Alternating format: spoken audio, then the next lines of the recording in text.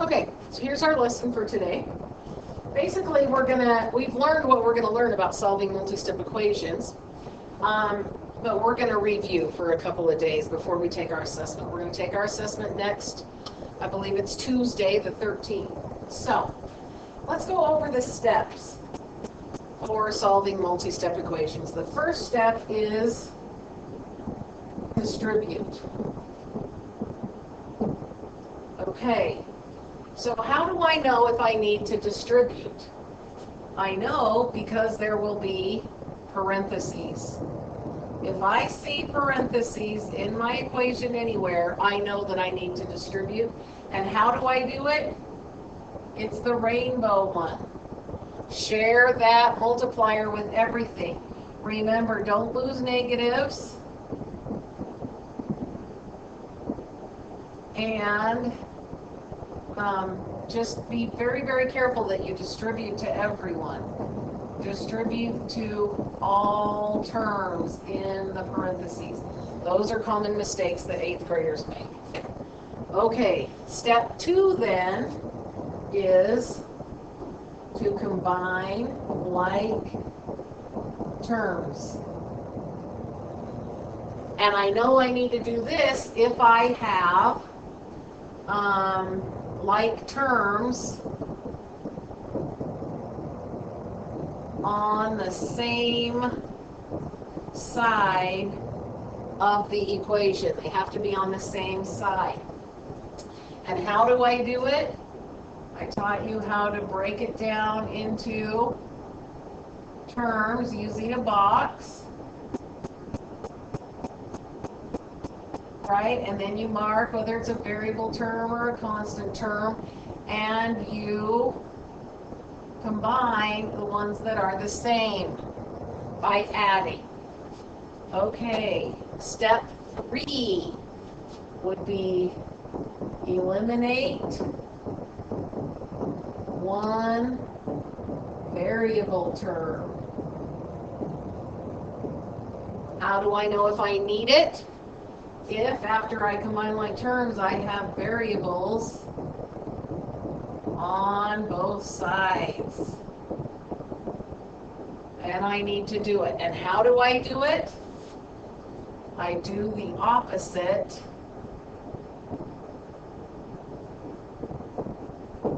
of the term I want to eliminate. This is an addition or subtraction step.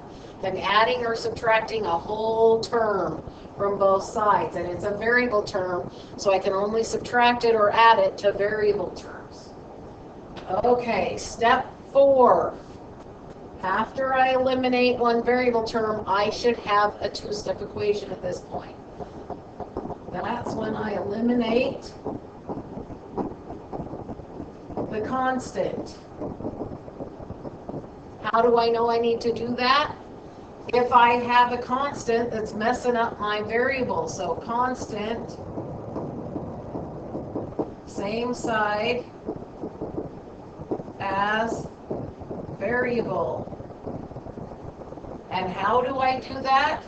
Same thing. Do the opposite of the constant. If it's positive, then I'm going to subtract that amount. If it's negative, I'm going to add that amount. So this is an addition or subtraction step as well. Okay, after I eliminate the constant, my next step is to eliminate the coefficient. As you recall, the coefficient is the number with the variable. I know I need to do this if I have a number with my variable, either multiplying it or dividing it. Either way, I have a number with the variable, then I need to eliminate the coefficient, and I do that by undoing the multiplication or the division. This is a multiply or divide step. If I have 3x, I'm going to divide by 3 on both sides. If I have x over 3, I'm going to multiply by 3 on both sides. So Undo the multiplication or division. If it's multiplying the x, then you divide. If it's dividing the x, then you multiply. And last but not least, check your answer. How do I know I need to do it? You always need to do this. And how do you do it? On Desmos. Tell it that x equals and then the value, let's say it's -2 or something. And then you type in and then enter. Then type each expression.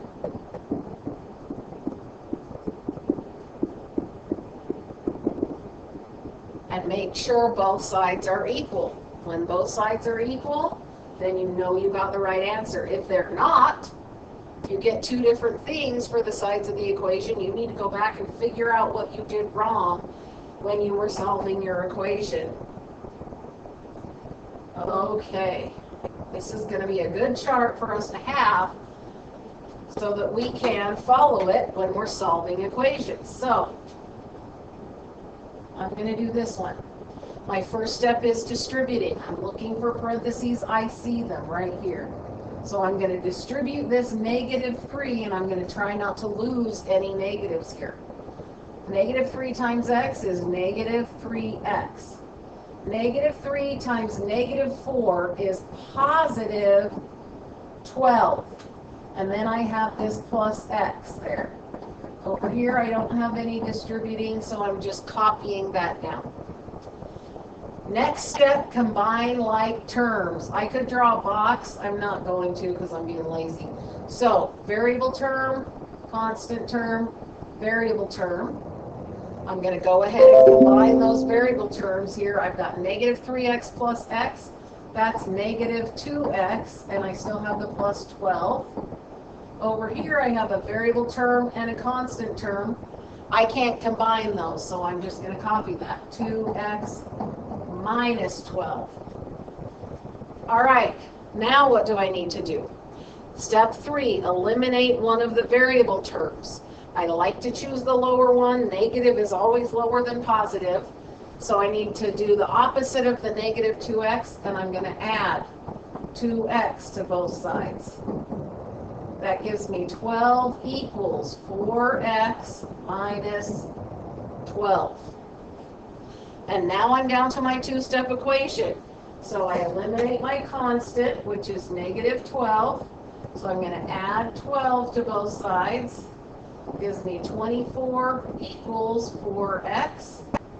And then I'm going to eliminate that coefficient by dividing by 4 on both sides. That gives me x equals 6. I'm going to check that in Desmos. You have to put it in as x equals 6. You can't put in 6 equals x. It doesn't like that. So do x equals 6, and then enter. Then type -3, parenthesis, x minus 4, parenthesis, plus x. And I don't have my Desmos open right here, so I'm just going to do this in my head. Give me a second while you're typing it. And -6 plus 6, 0. That leaves me 0 on the left. So I write that down so that I don't forget. And then I type in 2x minus 12, enter, and I'm hoping I get 0. And sure enough, it's 0. So this is the right answer. Okay, now let's see if we can do one together, which is harder to do in this format because you're not here and I don't know what you're going to say. But look at your chart at the top of your paper. What is step 1? Step 1 says distribute, and I need to do that if I have parentheses. Well, look at this. I see parentheses right here. So I'm going to distribute this -3. Miss J. McIntosh says she likes to just draw the one arrow first because then she remembers to go back and do the second one. Sometimes she forgets to go back and do the second one, and I've seen 8th graders do that too. -3 times 4a is -12a. And then I need to do this again. -3 times -6 is plus 18. And then I still have this minus 6a. Over here, I don't have any distributive property, so I'm just copying that. Next step is, that's right, eliminate, nope, combine like terms. So I need to identify my terms. There's a variable term, a constant term, a variable term. Let's see, I got to put negative 12a and negative 6a together. Negative 12 plus negative 6, the signs are the same, so I add the numbers and keep the sign. 12 plus 6 is 18, and the sign was negative, so I have negative 18a plus 18, and I don't have any to combine over here because I've got two different types of terms, so I'm just going to copy that down. What's my next step? Step 3. Eliminate one variable term. That's right. I've got a negative 18a and a negative 7a. Which one would you like to eliminate? Hopefully you said negative 18a because that's lower than negative 7a. More negative means less value. So I'm going to add 18a to both sides. If you said negative 7a, that's okay. If you do it that way, you'll still get the same answer. Okay, that makes that 0, and I have 18 over here on the left. And on the right, I have 40 plus 18 minus 7 is 11a. And that's positive because I had more positives. So there we go. And now I have a two-step equation. So now I want to know what's my constant. Here it is. What's my coefficient? There it is. And I need to deal with the constant first, so I'm going to subtract 40 from both sides. 18 minus 40. That gives me, let's see, negative 22, I believe, equals 11a. And then I divide by 11 on both sides, and I get negative 2 equals a. My last step would be to check my answer. So in decimals, I'm typing a equals negative 2. And then while you're typing in that first expression, I'm going to do it in my head. Negative 3 times 4. Negative 3, wow. Negative 14 times negative 3 is 42. Minus 6 times negative 2, so that's plus 12, so that gives me 54 on the left. I hope that's right. I did that quick. Okay, then I have 40 yeah, I don't think that's right. 4a minus 6. 4a is negative 8 minus 6 is negative 14 times negative 3 is 42 minus 6 times negative 2, so that's plus 12 gives me 54. All right, I'm going to have to see what happens here. 40 plus, or 40 minus 7 times negative, that's negative 14. Oh yeah, so that gives 54 also. So that's right. Wow, I thought I did something wrong there. Had a panic for no reason. Okay, now your turn to try. Pause the video. Do the problems. I'm going to pause my video and do the problems. And then I'm going to come back with them done. You need to come back with them done and check your work, okay? I'm going to do them both ways. So I'm going to show my work for the first way, and then I'll show my work for the second way, so that you can see, either way you do it, you can see what you should have done. Okay, so here is my work for the one way. This was getting rid of the lower variable term. So the first thing I had to do was distribute. Then I combined like terms. On the left, that gave me 24v plus 9 equals 7v minus 25. Then I subtracted 7b from both sides. gave me 17v plus 9 equals negative 25.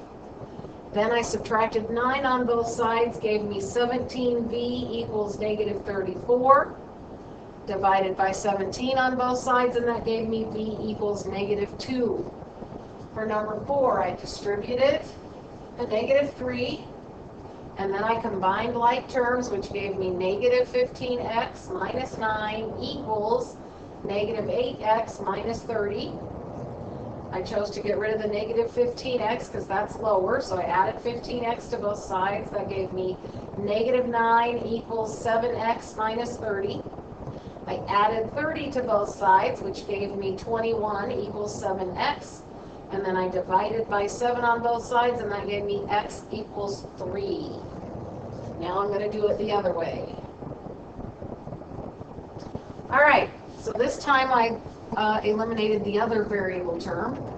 So I distributed, I combined like terms, that gave me 24v plus 9 equals 7v minus 25, just like it did the last time.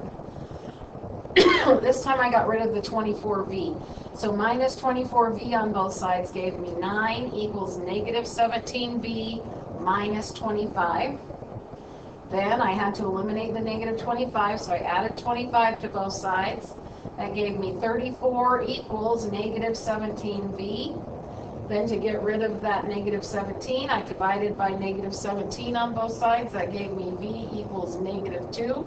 Same answer as I got the last time. And number 4, I distributed, I combined like terms. That gave me negative 15x minus 9 equals negative 8x minus 30. This time I added 8x to both sides, which left me negative 7x minus 9 equals negative 30. I added 9 to both sides, which gave me negative 7x equals negative 21. Divided by negative 7 on both sides and got x equals 3. Same answer as last time. So it doesn't matter which variable you get rid of, you get the same answer. Now we're also going to do some word problems. So let's look at word problems. I'm going to do one first. So we have Shayna sold half of her comic books, and then she bought 4 more. So if she sold, that's going to be subtraction. If she bought, that's going to be addition. Now she has 29. So how many did she have to start with? We're going to call C the number of comic books she had to start.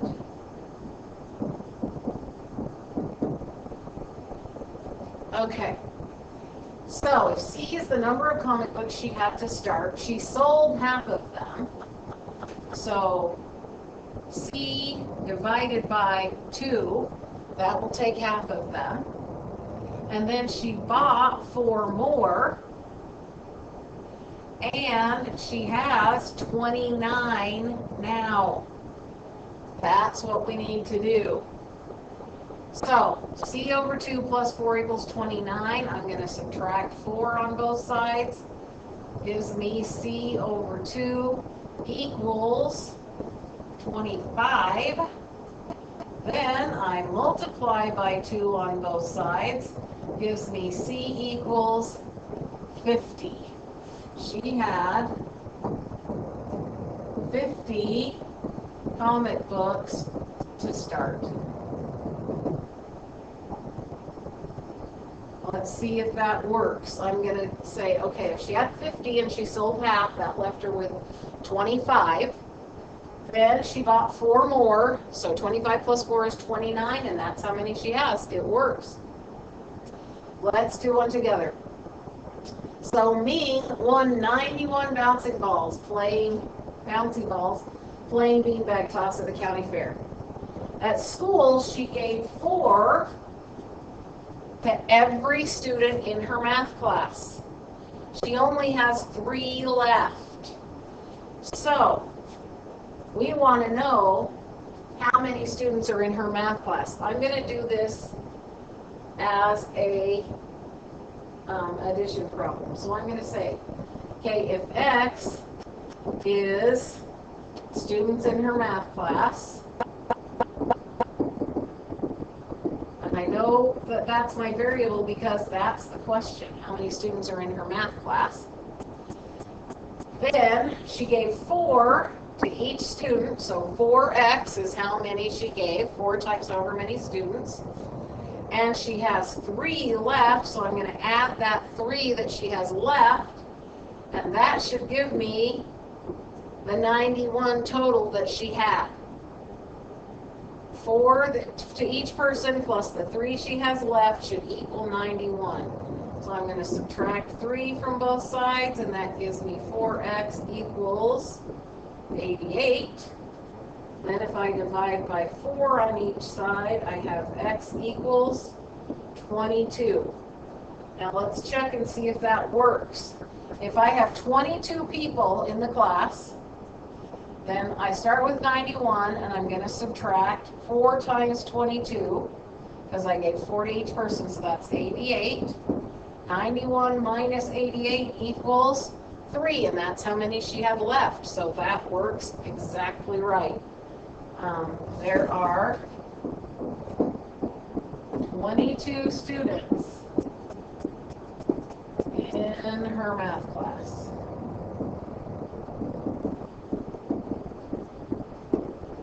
Okay.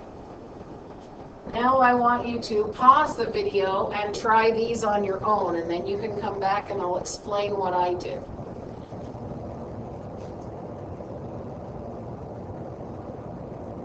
Okay, so hopefully you tried these on your own. Mrs. McIntosh, that's me, rented a bike.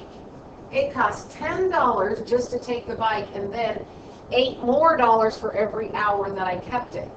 If Mrs. McIntosh paid $34 altogether, how many hours did she rent the bike? So $10 to take the bike, then 8 more for every hour. And how many hours is what we want to know. So I'm going to say H equals number of hours. And let's see, I have to multiply that by 8 because I pay $8 for every hour. Plus, I pay the $10 fee that it takes to take the bike in the first place, and all of that has to add up to $34. There's my equation. Subtract 10 on both sides, that gives me 8h equals 24. Divide by 8 on both sides, and I get the hours was 3. Let's see if that works. 3 hours at $8 an hour would be $24. And plus the $10, that would be $34, so that's right. She rode the bike, or at least had it, for 3 hours. I will tell you right now, I'm not riding a bike for 3 hours, but apparently I rented it for 3 hours. Okay, last one. Tavita spent half his weekly allowance at the movies. And this is what we want to know. How much is Tavita's weekly allowance? It thinks I spelled Tavita wrong, that's why it has that red line. So, I'm going to say A equals his allowance. Okay, so he spent half of it, A over 2, at the movies. So that shows how much he has left, A over 2. His parents then paid him $10. If they paid him, we're adding to that, and now he has $18. So how much is his weekly allowance? Well, I'm going to subtract 10 from both sides. Gives me A over 2 equals 8. Then I multiply by 2 on both sides. Gives me allowance equals $16. Let's see if that works. If he spent half of his $16 at the movies, that was $8, so that leaves him $8 left. And then his parents paid him $10 to wash the car. So $8 plus $10 is $18, and that's how much he has. So his allowance, Tavita's allowance,